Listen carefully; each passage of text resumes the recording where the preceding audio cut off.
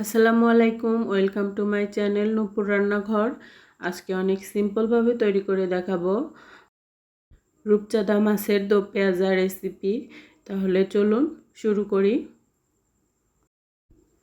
এখানে আমি একটা রূপচাঁদা মাছকে কেটে টুকরো করে নিয়েছি, আর দেখেই বুঝতে পারছেন আমি কিভাবে টুকরো করেছি।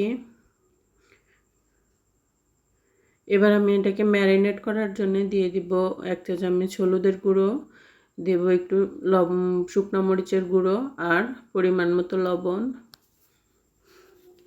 এখন এটাকে ভালো করে লবণ, মরিচ আর হলুদের সাথে ভালো করে মিশিয়ে নিব।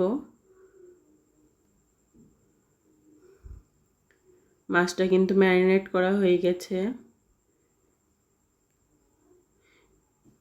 এবার আমি একটা কড়াইয়ে পরিমাণ মতো তেল দিয়ে দিব।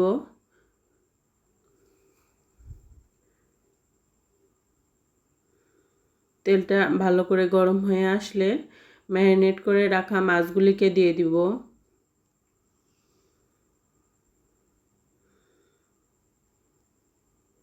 মাছগুলিকে কিন্তু খুব কড়া করে ভাজবো না। মাছগুলিকে একটা পিঠ ভালো করে ভাজা হয়ে গেলে অপর পিঠটাও ঠিক একইভাবে ভেজে নিব।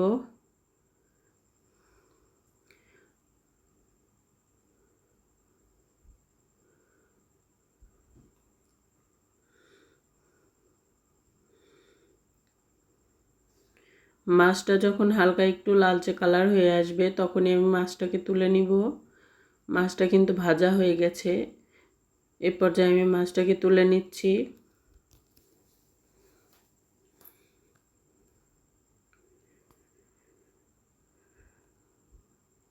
দেখুন মাছ ভাজিটা কিন্তু কমপ্লিট। এবার আমি মাছ ভাজার ওই তেলেই দিয়ে দিব কিছু গোটা জিরে, দেব কিছু পেঁয়াজ কুচি। পেঁয়াজ কুচিটাকে দিয়ে ব্রাউন কালার হয়ে আসা পর্যন্ত পেঁয়াজটাকে ভাজতে হবে।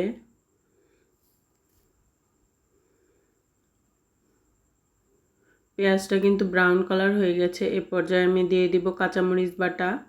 ঝালটা আপনারা আপনাদের প্রয়োজন মতো দিবেন। দেব রসুন বাটা, দেব আদা বাটা, দিয়ে মশলাটাকে একটু ভালো করে ভেজে নিব। এখানে আমি কোনো শুকনা মরিচের গুঁড়ো ব্যবহার করব না। দেব একটা টমেটোকে আমি টুকরো করে কেটে রেখেছিলাম, সেই টমেটো টুকরোটা দিয়ে দিলাম।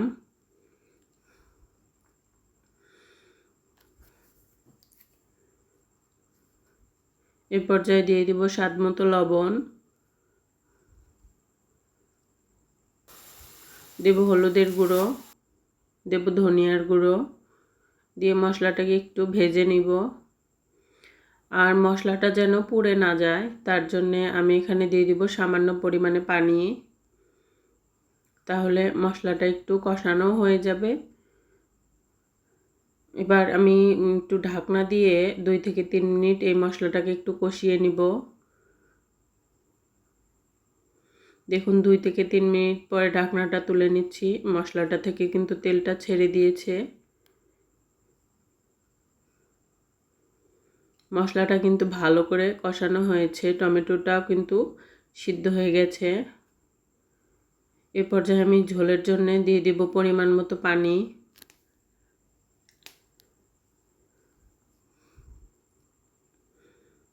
পানিটাকে দিয়ে ফুটে আসা পর্যন্ত অপেক্ষা করব। দেখুন ঝোলটা ফুটে আসছে।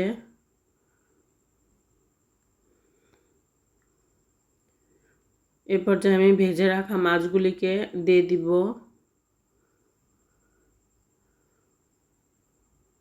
এটা রান্না করা কিন্তু অনেক সিম্পল আর অনেক সহজভাবে এটাকে রান্না করে নিতে পারবেন।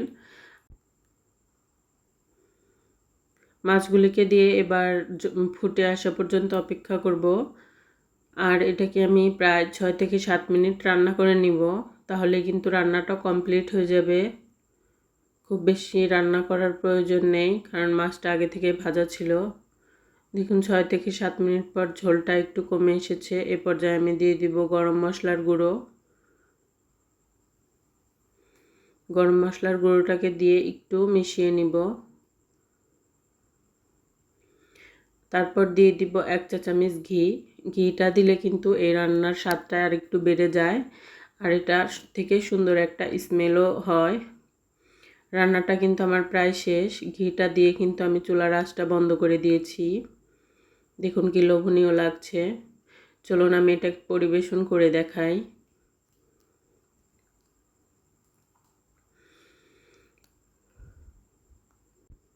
এই রান্নাটা কিন্তু আপনারা গরম গরম ভাতের সাথে খেতে কিন্তু খুবই দারুণ লাগবে, আর খুব সুস্বাদু হবে। যদি আমার রান্নাটি ভালো লেগে থাকে তাহলে অবশ্যই আমার চ্যানেলটিতে সাবস্ক্রাইব করবেন, লাইক করবেন, শেয়ার করবেন, পাশে থাকবেন। দেখা হবে নেক্সট কোনো ভিডিওতে। আল্লাহ হাফেজ।